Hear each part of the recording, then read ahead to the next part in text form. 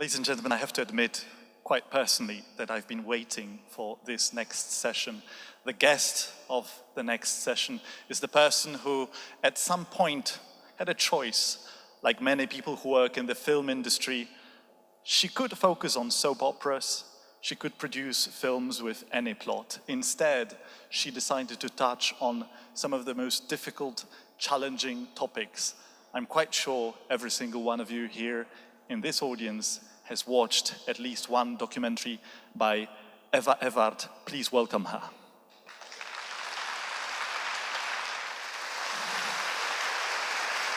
Thank you very much, Ewa. Can I ask you, we are very much behind time, but can I ask you to approach center stage? I would just like to ask you two very short questions. I was wondering, because there are certain common themes in the documentaries that you make, but there is also a certain fascination geographically, in the sense you're fascinated with Russia.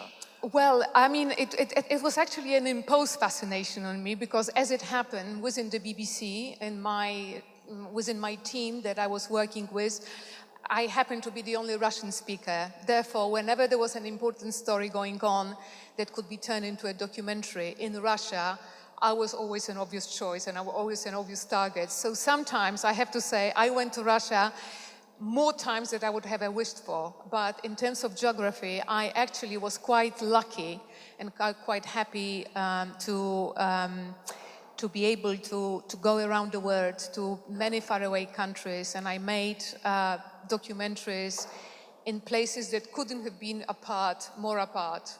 So it's partly by accident, like with Norman Davies, who wanted to go to Russia, but was stopped on the border and instead wrote history books about Poland. I never regretted my experiences and my trips to Russia. Actually, indeed, the films that I made in Russia turn out to be some of the most fascinating experience. It's a gold mine for story, that country. I mean, it's rich with events, rich with people, and I always had a fantastic time as a filmmaker in Russia. Yeah.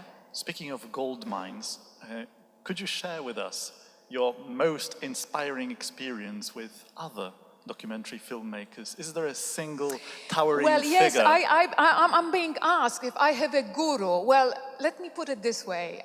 There are a lot of fantastic filmmakers, a lot of fantastic documentary makers, and I respect quite a few of them. I wouldn't say I have a one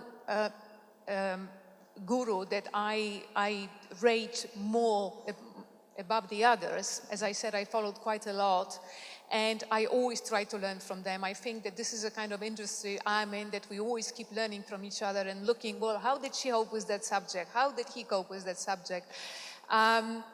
No, I'm fascinated always by different techniques, different approaches. I mean, I personally, I'm never in my films, and I will never ever be in my film, because I think it's a waste of time, a waste of footage. I rather spend my footage on showing more of the characters, more of the plays, but there are some fantastic filmmakers who just can't imagine not being in every other shot. Well, there's also a way of making a film. Whether it's my way? No, it's not my way. But it's a fantastically diverse and rich industry, very creative, very inspiring. And I think I get a lot of inspiration from others, but I never blindly follow or try to emulate anybody's particular style. I always try to work my own.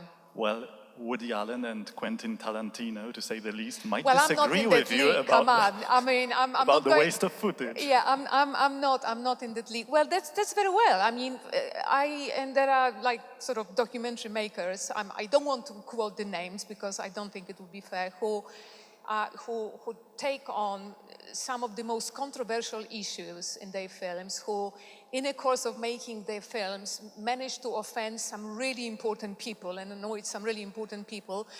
I mean, their films are rich in texture, in characters, and yet the director is in every other shot. And sometimes I had to ask myself, excuse me, is it a film about X or is it a film about the director? But that's my take on it. Ladies and gentlemen, this is an English language conference, I should say. Once again, thank you, Ewa Ewart. Ewa Ewart. Thank you very much. Yeah.